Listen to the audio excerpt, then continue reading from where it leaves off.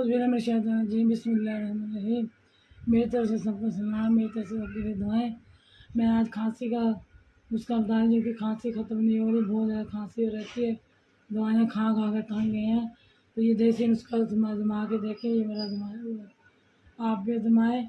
ये पान की डंडियाँ लेनी है, आपने पान की डंडियाँ लेनी है और पूरे दिन में ना थोड़ी-थोड़ी करके करके चबाती रहें जब तक खाँसी खत्म ना हो। रोज़ाना चबानी है। ये पान की डंडियाँ बहुत अच्छी हैं, खाँसी खत्म कर देती हैं। आप भी खा के देखें, इंशाअल्लाह खाँसी खत्म हो जाएगी और दुआ में याद रखें। अल्लाह हाफ़िज़।